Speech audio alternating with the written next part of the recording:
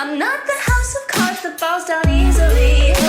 I'm strong enough to handle what you throw at me. Welcome to Mental Health News Radio. I'm your host, Kristin Sunanta Walker. Just what are we going to discuss? The intimacy that is mental health. Let's continue to make it as comfortable as discussing brain health or heart health. This show has been on the air for several years and we have amazing co-hosts. And then we created a network of podcasters on mentalhealthnewsradionetwork.com, a place where every possible facet of mental well-being can be talked about openly. My show, after several hundred interviews, the format is this: intimate, deep, funny, touching, sometimes uncomfortable, but always vulnerable conversations with interesting people. The goal is to have you, our listening family, many of you who have become my good friends, feel as though you are listening in on private conversations. Thank you for tuning in and becoming part of this amazing journey with me, and now with our network of podcasters. Just knowing this podcast might be helping any of you realize you are not alone on this journey called being a human being makes doing this podcast worth every second. After all we promised, we'd be cordial. Hey everyone, this is Kristin Sunanta Walker, host of Mental Health News Radio, and I'm here with Rick Belden. He's on our show to talk about something really important, and we're going to keep this balanced between the male and the female perspective. So Rick, thank you so much for coming on the show. Hi, Kristin. Thanks very much for having me on. I appreciate the opportunity to talk about the topic we're going to explore. Me too. I'm excited that you wanted to talk about this too. So give our listeners an idea of who you are and what you do. Okay.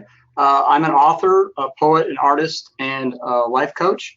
And I've been exploring men's issues, masculine psychology, and recovery from abuse for, I always say, over 25 years. I guess it's getting close to 30 now.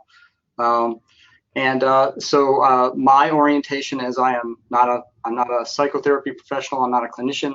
My orientation around the topics that I talk about and write about and help other people with in my coaching is based on my own life experience, my own reading and research, and my own observation of particularly of men, because I've been a participant in a lot of men's groups since the late 80s.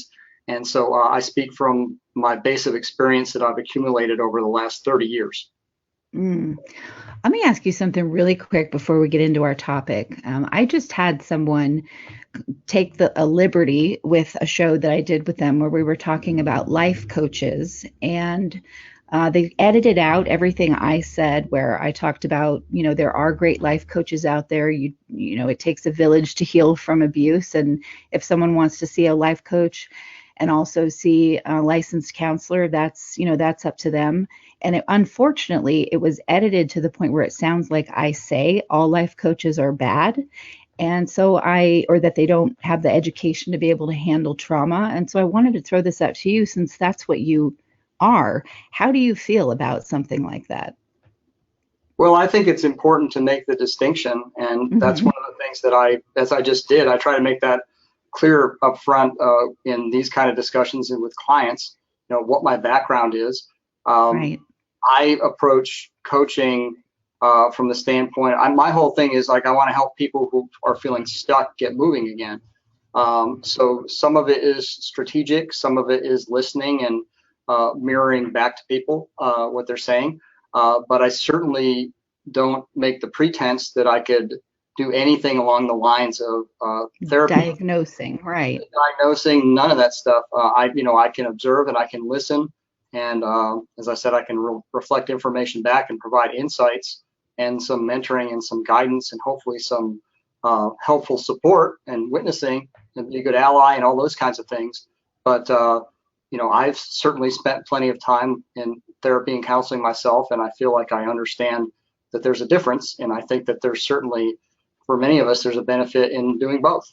Exactly. I'm in total agreement with you. We've got some amazing life coaches on our network, and many of them are my good friends. And I think, like I said before, it takes a village to get through some of the stuff that we go through as human beings. So thank you for letting me talk about that. So today, what we're going to talk about is the mother wound. And you've written a wonderful article about that. Our whole team and our clinical team read it as well. They thought it was wonderful. And we're going to talk about this. The mother wound is unique to sons, and it's also unique to daughters. So we're going to talk about this from both sides here. And Rick, you've got a definition for it that I'd love for you to read to our listeners. Sure, Kristin. And this is from the beginning of the article that you cited, which is called "Men and the Mother Wound," and it's available on Huffington Post as well as some other places. So the way that I start that article and the way I like to start these discussions is with the following definition that I use in my work. A mother wound may be thought of as an injury to the psyche of a child resulting from significant dysfunction or disruption in relationship with the mother. In some cases, it is the result of a mother's absence or unavailability due to death, illness, adoption, or other circumstances that dramatically separate the child from the mother. But more typically, a mother wound is a complex of injuries to the child's psyche received over many years, often as a result of the mother acting, consciously or not, out of her own woundedness. One of the most severe kinds of psychic wounding occurs when the child's primary function in the relationship is to be used by the mother to meet her own narcissistic needs. See, I resonate with that so completely. I have my own mother wound, and I worry about the wounds I inflicted on my son unconsciously. So I resonate with that totally. To me, there's no way that this could just be a men's issue, but I appreciate the fact that it's different for men than it is for women. Well, certainly, I would say there's lots of commonalities in terms of how mother wounds are, how they're received as children, and how they express themselves as adults. There's plenty of commonalities between men and women, but of course, we're living in different kinds of bodies, and we have different factors in our lives and everything. So, we basically, I think the male side, the female side is basically, you can think of it as almost a different filter that's laid on top of something that might be common down at the core in a lot of ways. Right, exactly. And that filter is different just from genetics, but it's also different in how society views men and women. Absolutely, yes. Yeah. So what made you, write this article? I'm guessing this is something that you've had to work on your own healing with. Yes. As I said, I've been involved in this process on my own for about 30 years now.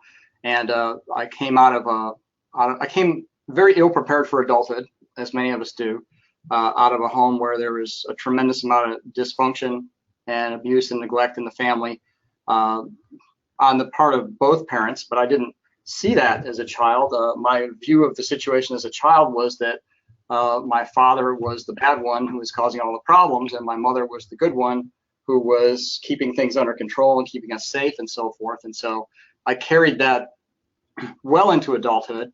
When I first entered counseling and began to try to get some better understanding of myself and the issues that were driving events in my life that I was unhappy with, it was very natural for me to gravitate toward my father and the father wound that I had. And I stayed with that for years and years and years, and was just completely resistant and loath to consider the possibility that my mother was a participant or a contributor to these things at all. And it was just a very hard thing for me to come to. So it wasn't until I was in my late 40s, early 50s, that I started to edge my way into that territory. Although it poked its head up in my first book that I wrote back in 1988, 89. There were some poems in there about my mom that kind of ran against that narrative that I just talked about. But it wasn't until, probably 7, 8, 9 years ago that I started to feel like, okay, I think I've cleared out this father stuff pretty well at this point. Things are still not working too well in my life. I started to see a counselor who was helping me with some dream work, and she encouraged me to look at the way that my mother appeared in my dreams, which was not as positive as I was trying to hold on to. And that was sort of the beginning of a deeper investigation. I just totally resonated with everything you said, because I started dealing with my father wounds when I was 12. I actually, came to my mother and said, my father's molesting me, do something about it. And so I was immediately in therapy. And at 16, a therapist said, when I said, I'm done, I'm healed, ridiculous at 16, what we think we know. And she said, well, we'll see you back when you're ready to work on your problems with your mother. And I did not touch that. I started to touch it, but it didn't happen until my 40s. And then it was huge. It was more difficult dealing with that wound than it was dealing with my father and the sexual abuse. So I think there's a lot of stigma around touching mother. Does that make sense? It's so amazing what you just said, because if I had to rank in order of, least scary to most scary, I would say my father wound work was the least scary. Work around being sexually abused was second, and getting into my mother wound was the most scary of all. It was scarier than. Ooh. Yeah. I mean, I totally get it. It's been amazing. I'm so thankful that I've had this network to focus on, and I'm so grateful the way things have played out in my life. And I think that every step along the way of healing has happened in order to prepare me to not crumble and just die from dealing with this pain. Yeah, and I actually, if it's okay, I'd like to share a quote with you right now on that very subject. Please. This is from a gentleman named David Shackleton, and this was written primarily with men in mind, but I think, as we said earlier, it's equally applicable to men and women, particularly given what you just shared. And what he said was, the mother wound is deeper than the father wound because our relationship with our mother is the first and deepest relationship we make. That, of course, is why we did the father work first. It was easier. And so the working out of the mother wound will be harder and more distressing, and perhaps require more suffering before we are finished with it. Yes. That is absolutely the truth. Nothing has been this hard, been this difficult for me anyway. And I know it's caused some tiny rips in some friendships, very limited, very few, but a few. I can count on one hand, a few have had a hard time with me saying I'm having a hard time with mother stuff, narcissistic stuff related to my mother. But I'll tell you, the moment, you write a lot about narcissism, so I know you get this, and our listeners will certainly get this. But the moment that you sort of wake up and you see your relationship with your mother and you see her with absolute clarity, you really notice other relationships that were still hanging around. Even if you've done a ton of work and you've gotten rid of toxic people, and every time you get rid of them, it's healthier and healthier, the way the partings are. But once you get to the core, the root, which, is that mother issue, very quickly for me have I seen, okay, that's why that person always made me sick to my stomach and I didn't do anything about it. And now that I have this clarity, boom, that relationship's gone and out of my life. Did you notice that? Yeah, what I'd like to share with you, since you speak about that moment of clarity, I had that I had that experience as well. And I was, this was, what year is this? I guess it was, must have been November, December of maybe 2015. And I had just finished a tech contract a couple months before that, a pretty long one. And I was taking some downtime, and that's when I typically can dig into things. And I was reading about narcissism, and I was starting to read about narcissism, particularly in mothers. And I came across this website that you may be familiar with called narcissisticmother.com. It's a website. Say it again, I'm sorry. It's called narcissisticmother.com. Okay. And it's a website from a woman named Michelle Piper, who's a psychotherapist. Okay, I have not, if you can believe it, I have not heard of this. So thank you for bringing that up. She's a psychotherapist who specializes in working with survivors of narcissistic abuse.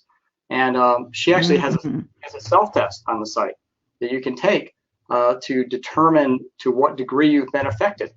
And I thought, well, I'll go ahead and do the thing. And it's basically one of those tests where you take the test and it gives you the results based on your score. And the scores are graded kind of like red is the highest, orange, green, yellow, whatever. I don't remember what the scale was, but red was at the top. And out of whatever it was, out of 100, I scored like 89 or something. My score was way up in the red in terms of that, basically that I was currently experiencing negative effects from a mother who was narcissistic or behaved in a narcissistic manner. And I was shocked. I was like, because I knew I answered every question truly, and accurately. And so I was like, wow, I was just shaken up. And then I started to read one of the introductory articles on her site. And the first sentence was, now that you understand that your mother is a narcissist. And I just burst into tears. I couldn't believe it. I mean, I couldn't believe the reaction I had because there was somehow I had arrived at that moment where seeing those words stated clearly right in front of me just kind of broke the whole thing open. And the other thing that started to happen is I started to grieve other relationships with other people in the family. And I realized that because my mom had functioned as, and still does, as the emotional gatekeeper of the family, that once I sort of got her out of the way, then I could feel the grief and the sorrow and the anger and the separation and everything else with siblings that I hadn't really felt in that way before. And as I approached the end of that 4-month period, I suddenly one day I was out taking a walk and I was hit with another insight of another realization that was very deeply felt. And it was for the first time in my life, I realized I was separate from her. And I didn't know that I didn't know that I wasn't, and I didn't know that I didn't know that. And it was just such an amazing moment of, I guess this is what people call grace, where suddenly I realized we're two separate people. I'm not responsible for her life, for her pain, for her feelings and disappointments, for her welfare. And I suddenly could see her as a separate individual, and it just felt so much better. And I can't even really put the right words to it, but I guess I was 57 or 58 at the time. And it was the strangest thing to suddenly realize that, yeah, we're actually two separate individuals, and I can feel compassion for her, and I can feel love and concern and everything else for her, but I am not responsible for her, for her emotional states, or any of it. And it was just so incredibly liberating, and I felt so much better about her. It was just amazing. Have you been able to maintain a relationship with her, or did you take a break for a while? I had to take a break, and I had been on a break for probably a couple of years before I reached that point. And then I was able to kind of slowly, reacquaint. But now I had some boundaries. Now I had some sense that it was okay for me to step back when something wasn't working. And also in the knowledge that it's like trying to confront her or raise issues with her or, somehow cajole her into like having a legitimate interest in me, that none of that stuff was going to work. And I wasn't attached to it anymore. I didn't need it anymore. And so then there was just a whole lot more air, in the situation, because I felt like for the first time in my life, I actually had legitimate needs and I had choices that I was entitled to make for myself. And I wasn't waiting for her to do something that she was never going to do. Right. Oh, isn't that so difficult? I mean, I think when you have a normal relationship with your mother, I mean, what is normal? But your mother is not a narcissist, okay? And you have a relationship with her. There's an age where you do this kind of detachment, this separation, and we don't get that because a narcissistic parent does everything within their power to keep you attached as long as possible. And so that is why this takes for many people, until we're in our 30s, 40s, 50s for this separation to finally happen. Yeah, and it's not something there was no way I could anticipate what it would be like or what it would take or at what point it would occur or what it would feel like. I didn't even have any sense of it being something positive. So much I think of this work, so much of the difficulty is this feeling that you're betraying your mom somehow. That you're abandoning your mom, that you're basically betraying the alliance that you made with her or, that you were forced into when you were little to take care of her and stuff. And the thing I didn't know until after it happened was that I'm actually doing this work. I did it for myself, and that's who I need to do it for. But it's actually better for her too, because I'm not imposing all sorts of obligations on her that she can't possibly meet. Right. Interesting. So how has it been with relatives and siblings and, friendships even? Well, I guess I'll start with friendships because they're the least charged of the topics. It's difficult for people around me. I had back in the fall 2016, I wound up with a broken back, and I was in a lot of trouble. And friends were saying to me, well, can't you, go to your family for help? And I was like, oh boy, you just don't understand.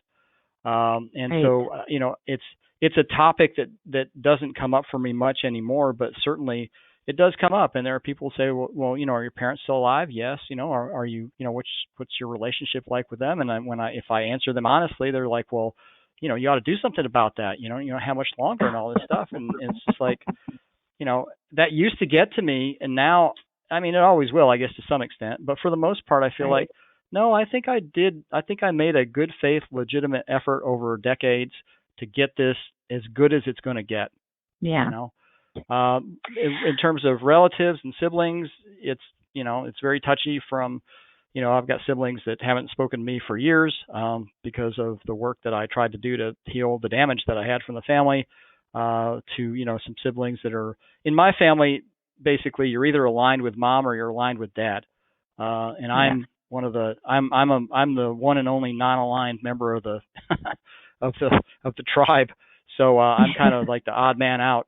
It's something that I used to, when I first started, I wanted all my family members to understand what I was doing, because I wanted us all to heal together and all that kind of stuff. And that's just something I had to let go of. I just had to let go of it. So I don't really share, I share almost nothing about this part of my life with the family members that I'm still, in active communication with.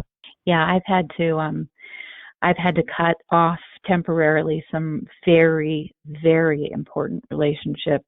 One in particular, because I know that if I stay in that relationship, my mother is going to use that person to get to me, not because she cares about that person at all, and she should because of who it is, but if I'm doing more good for that person by being disconnected right now than I would if I stayed in the relationship, because she would use that to try to triangulate and get at me. Yeah, and it's interesting that you said that, because it actually reminded me. I actually started on this mother separation back in 1989, and I'd just kind of forgotten about it. I was a couple of years into, whatever you might call recovery or so forth, and I came to the conclusion that I was not going to get any better if I didn't take some time away from family of origin. And it was interesting how I approached it, because in the case of my father, I wrote him a letter. I was very open with him. I said, I don't want you to contact me for a while. You did a lot of damage to me. I need to be free of it, and I need space to work it out. I wrote a letter to my mom, and it was very, very, very gentle, very diplomatic, very sympathetic. I tried to explain to her what codependency was and all this stuff. And her response to that was to try to call me. When I said, please don't, her response was to call me several times and leave messages for me and all that kind of stuff. So that was my first attempt, and it was necessary, and it was clumsy in a lot of ways, but it was, I'd forgotten until you mentioned what you just said, that I had actually taken that step very early on temporarily, because somehow I just knew. It's just like, and I knew, and I remember journaling about it. It's like, well, I'm going to have to disconnect from my younger siblings too, because if I don't, I can't disconnect from her, because she's in everything. And that didn't go over very well, and I probably didn't handle it as well as I could have. I was 29 or something. But yeah, that's what resonated with me when you just shared that part of your story, is like, I had to disconnect from, some young siblings, early teens, which I didn't want to do, but I just was like, boy, she's going to filter right through them, and it's going to get right to me, and I'm not going to make it, Exactly. I mean, I know exactly what you're saying. You have to cut all entries to you, and that's made me angry at times, and that's part of going through this process, is that anger of, how can you be, this is the personification of evil. I'm not saying it is that, but it feels that way, because you're like, how can you use this person to get at me? That is the most evil, hateful thing that you could absolutely do. And still be able to ride through that and go, we'll resolve our relationship later. Right now, it's the best thing for that person and for me that there is no tie. Otherwise, I'm not going to be able to heal from this. I'm just not going to be able to. and I need to come at this relationship with so much more strength and pick back up with this person, that you disconnect from. You can pick back up later. Time is such a great healer. Just know that you can pick it up later, because if you don't, I've, over this with my mother, I've been suicidal, and I haven't felt like that since I was a teenager. So that's how big of a deal this is to a lot of people. Yeah. And in all honesty, sometimes you can pick things back up with people and sometimes you can't. Sometimes you can't. I've got siblings that, I tried afterwards, after I took my space. I tried to be clear about it up front, but again, I was 29. If I had to do it over again now, knowing what I know, I'd go about it differently, but I did the best I could. And it wasn't, and I tried to be clear that it wasn't malicious toward anybody. But nevertheless, I've got a couple siblings that could never get past it. And despite my best efforts. How is that? I know, I'm sure you reached out when you could handle rejection if that was there, but how was that for you? It was, I felt, that was always my intention. And that was the intention I tried to communicate at the time, was like, hey, I'm not going away forever. I've got to go away for a while because I've got to get myself straight. And so I was surprised, because I was very naive at that point, very idealistic. And I thought, well, everybody's going to see, what I'm doing and why I'm doing it. That wasn't the case. And so, a couple of people, a couple of siblings, brothers, I tried over, 15 or 20 years. And there were some moments that felt like success and other moments where everything just kind of the bottom dropped out. And eventually, they both just pulled away. So I don't think it ever, in their mind, was ever resolved. And again, I made a good faith effort over a long period of time, and I did my best to take responsibility and say, hey, if this was hurtful to you, I get it. I'm absolutely willing to try to do whatever I can to make this right. But, if other people aren't doing their work, in some fashion, then, it's a little bit difficult to get there. It can be. Right. They're not going to join you on this road of healing if they aren't even on the road. No, and maybe they don't need to, for their own sakes. Right. Maybe they're doing okay by their standards. So that was another thing I had to learn. It's like, everybody should do this. It's like, no, not necessarily. This is hard. You have to be motivated.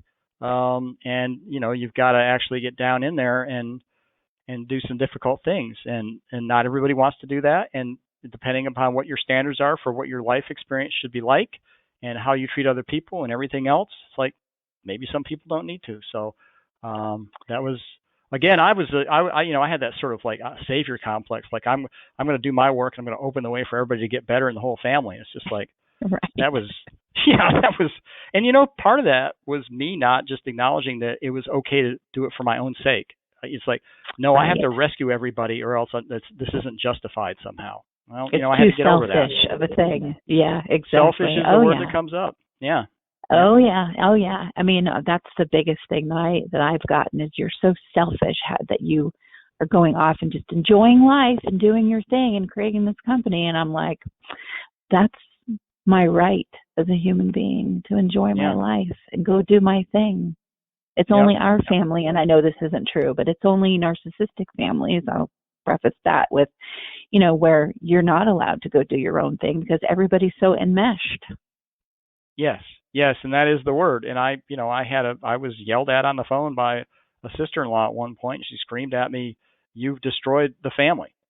And it's just at the time I was like I felt like I was mortally wounded. It's like, me? What? Because I felt responsible for everything and everybody. Now I look at it and go, yeah, that's not, there's no validity to that at all. But people can say some pretty vitriolic things. Oh, absolutely. And that's the goal of a narcissistic family organism, is to find someone who is the scapegoat. And typically the one who gets blasted with it is the one who has the strength to leave it. Yeah. And that's something that my current counselor that I've been working with off and on for the last 7 years or so is she keeps me in mind of that, because if you've based on my understanding of this topic and what I've learned about myself, I have to watch out anytime I'm feeling like I'm in a situation where I'm being perceived as the hero. because you're only a couple steps away from flipping Right. over to being the scapegoat and being sent out into the woods. Yes. Oh, absolutely. Yes. You ride that fence constantly. That's what keeps you in the, biochemically, that's what keeps you in the midst of it. So many things keep you hooked.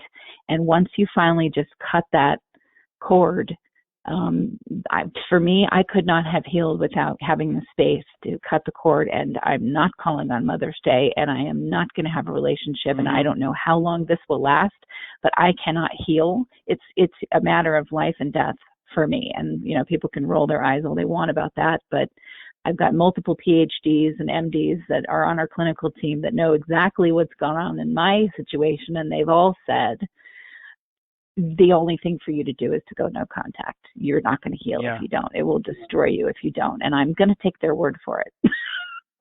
And my own.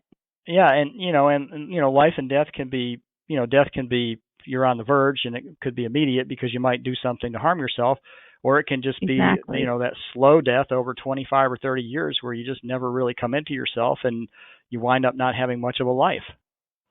Oh, I refuse to do that. And I'm so grateful that at the time that this is happening, I was also starting this network that we have, because it's filled me with so much passion, and all of the people that are connected to it, it's given me something to focus on that's so light and so bright and so wonderful. I mean, for me, that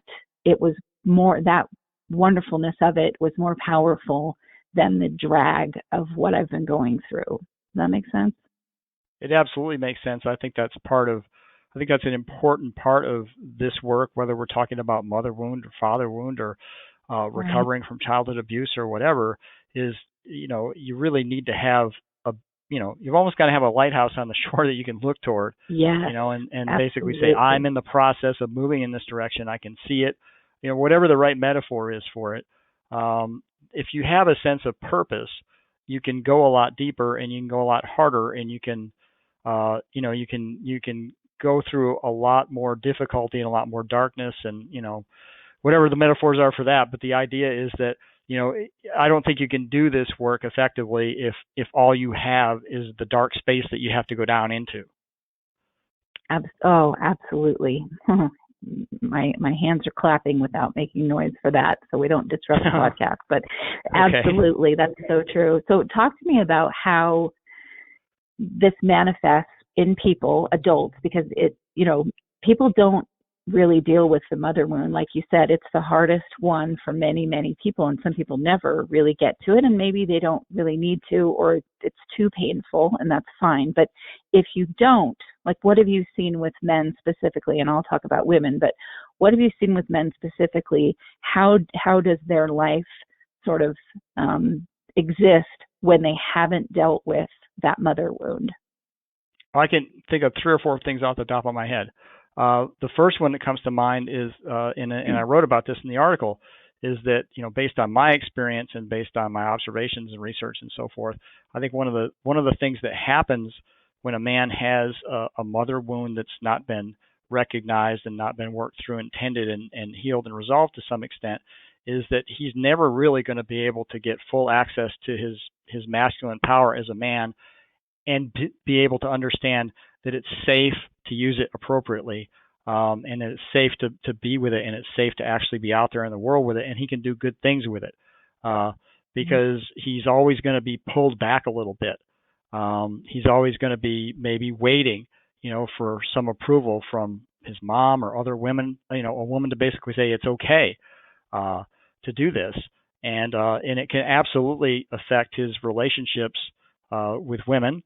I think a lot of the guys that get tagged with the nice guy label, I think a lot of those men have mother wounds because they feel uncomfortable that they can actually be assertive and be confident with a woman in a way that's going to feel safe to her, that's not going to be threatening to her. And there are ways for men to do that, and there are ways that men do that that don't meet those criteria at all. But I think a man who's I think men with mother wounds can get trapped in this sort of conceptual constraint or straitjacket that they have to at all times defer to a female at all times, because anything else is going to be interpreted as misbehavior, defiance, disloyalty, those sorts of things. And, a man can't have healthy, functional, full-bodied relationships with a woman if he is not able to be authentic with himself and say, this is what I need, this is what my boundaries are. People with mother wounds, by definition, a lot of the time, the boundaries just aren't there. And so that's right. one aspect. And the last thing I would say is that, going back to needs, needs and boundaries. A lot of men with mother wounds are unable to articulate what their needs are. If they feel that if they think they know what they are, they might not feel like they're valid, or that it's okay to have them, or that they'll ever be met. And I think that because mother, and kind of metaphorically, archetypally, has a lot to do with nurturance. And I think that you can see men that don't maybe take very good care of themselves because they don't know how. They don't think it's important. They have never experienced it before. And so those are some of the things that come to mind right off the top of my head. Well, and I want to add one to this, because this is coming from some females out there that are pretty empowered, strong women who've, worked on their father wound, so they don't take it out on the men in their lives. I have taken out my mother and father wounds on the men in my life. But what I notice with men is there's also this other side, or this other type of male who is just absolutely sadistically hateful towards women, and especially women who are very confident, and will try anything they can to undermine, gaslight, just be hateful towards, because they haven't dealt with their mother wound. So they can take it out on all the women in their lives in very aggressive or passive aggressive ways. And, usually you've got a woman with a daddy wound and a man with a mother wound, and they're just passive aggressively going through a toxic relationship together, which is completely unhealthy. And the way to heal that is to go to the root, deal with that mother wound, deal with that father wound, and then we can come back and have a mature adult relationship. Yeah, I'm really glad that you brought that up, Kristin, because that's the flip side of, I was talking about I was kind of all over on the nice guy side. The flip side is as you said, the man who's he's gonna, the way that he manifests his mother wound is he's angry, he's resentful, he feels threatened by women too, but he's gonna act out, whether try to sabotage them or hurt them, or whatever things that guys do to women under those circumstances. And it's almost like you've got the mother wound underneath, and you can manifest as Dr. Jekyll, the super meek guy, who won't stand up for himself, or you can get Mr. Hyde, the guy who's on the other side who does like overtly terrible behaviors. Right, exactly. And I unfortunately have been because I am a strong female, I unfortunately have had a pattern for a while, not my whole life, but for a while older, in my early 40s, where there were just quite a few men that came in that really had some haterade for women, while boasting publicly even that they're, wonderful to women and men. And I'm like, no, you're not. Yeah. But I've worked on this stuff, I've been like, okay, I can see where that comes from, and I don't need that person in my life. And good luck. I hope you get that healed. Yeah. And that's where I'd like to see the topic that we're discussing today and exploring.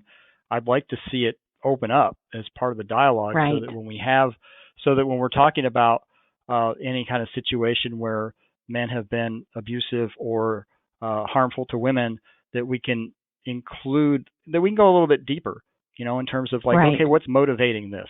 Because I think there's a tendency out there, which I can understand, to say, well, if a man does something terrible to a woman, and we start talking about, well, maybe his mother didn't give him what he needed, it's like, well, you're taking his side.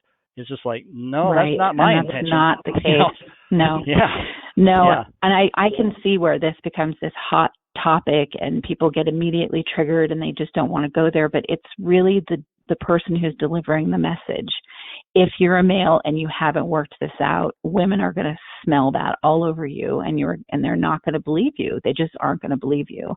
And the same thing with women who say they have no problems with men, men are going to be able to feel that. So I always look to, well, how many relationships does this person have with women, and how successful are they?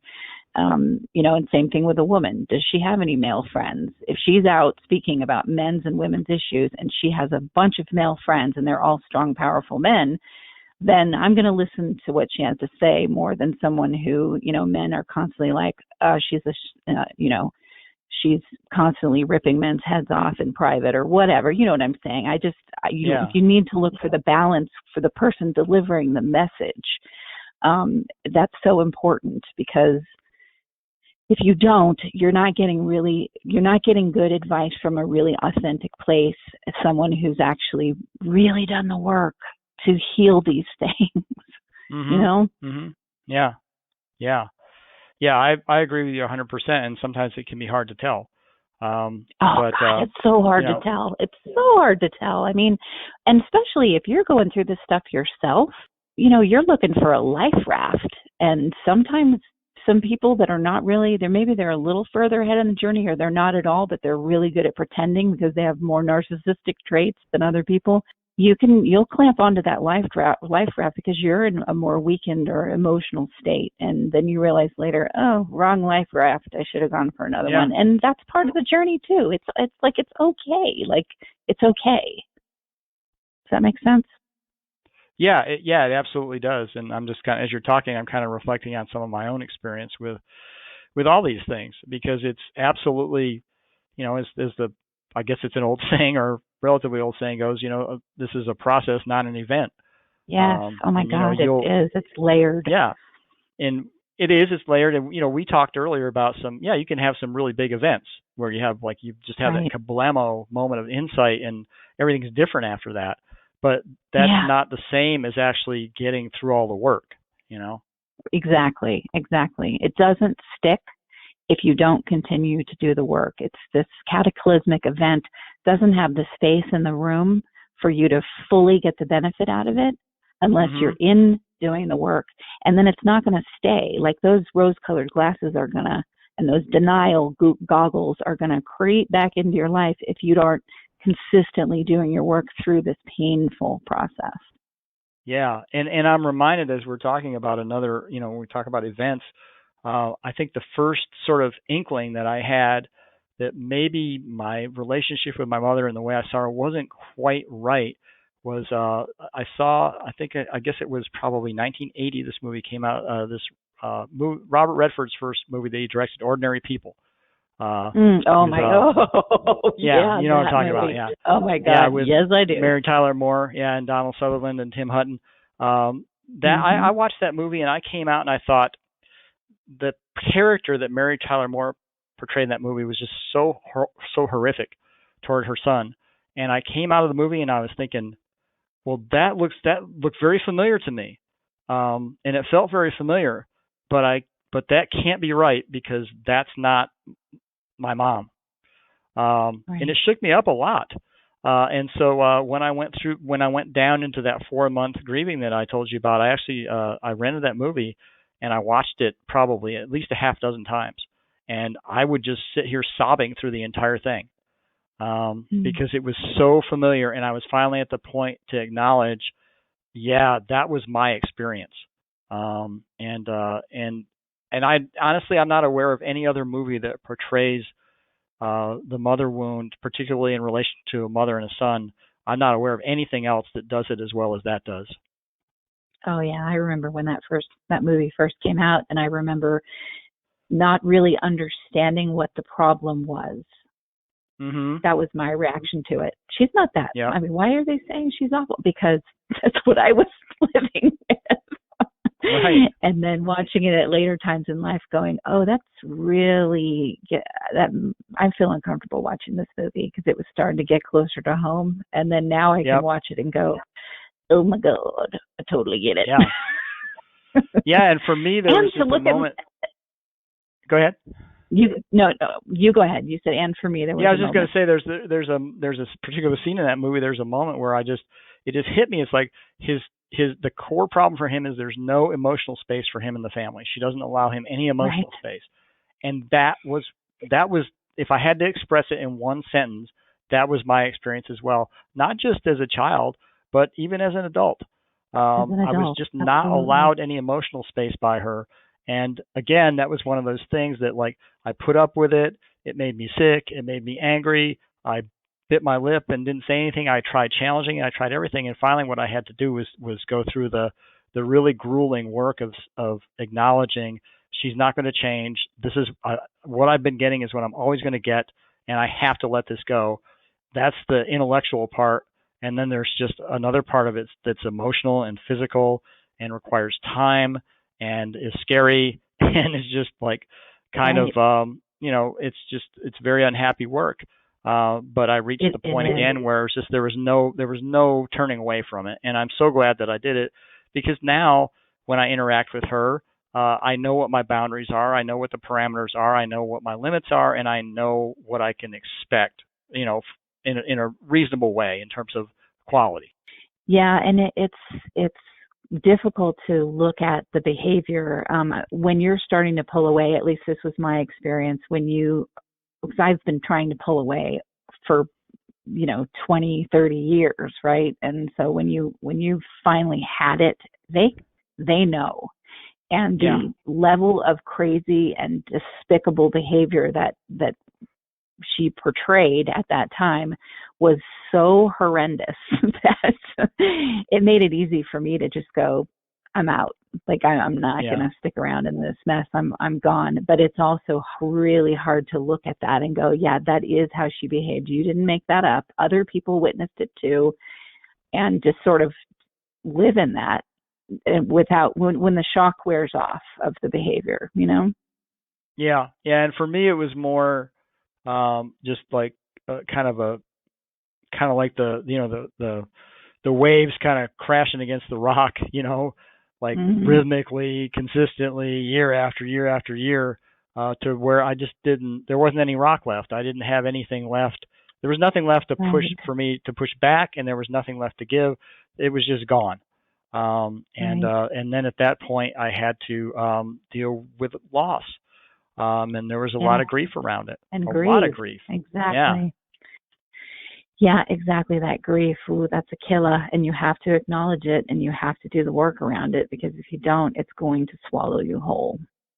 Yeah. And it feels like, and that's I don't know, I can't speak to this as an issue in women. I know that for myself as a man, I know from, my experience with other men and so forth, that grieving can be a really difficult process for men. To be able to get to and stay there with it. We don't have good models for it. We typically, as boys, didn't see any men do that.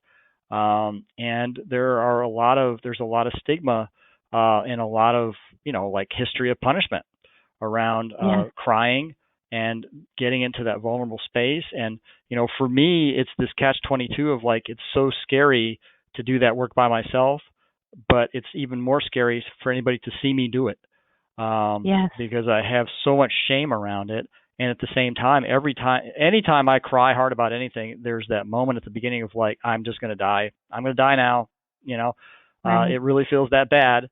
And then of course I get into it and, and it's okay. I can manage it and then I feel better afterwards. But, there are a lot of reasons why men, have trouble grieving effectively. And I came to the conclusion largely because of that process around my mother wound that, grief is a gateway to mature masculinity. If you cannot, as a man, experience grief effectively and fully, then you cannot mature fully as a man. Such a good point to make. And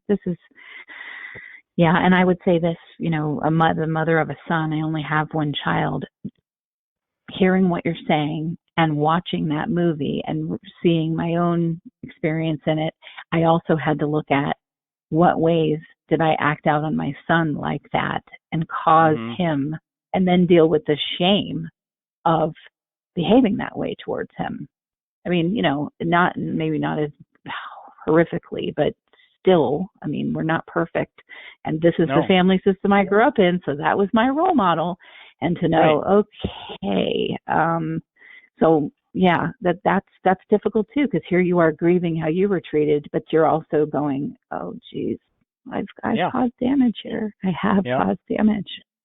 And it's a tough thing, I would think, for a mom, to be in that position, as you said, where you're sort of dealing with it in both directions. You're dealing with what came down on you, and you're dealing with what you unwittingly, unconsciously and unwillingly passed on to somebody else. And yet you're still going to, I don't know how old your son is, but you're still going to reach that point, that challenging point, which is, I'm sure it must be hard for mothers to do the separation, to allow that to happen. Because, I think one of the reasons that the mother wound goes so deep is because we all started as a part of someone else's body. That is going to stay with us at some level. And so being separate from your mom is different than being separate from your dad. You were never part of your dad physically. Right, exactly. You were part of your mom physically. So when you separate psychologically from your mother, that's the first time in your life you've ever been separate. Yes.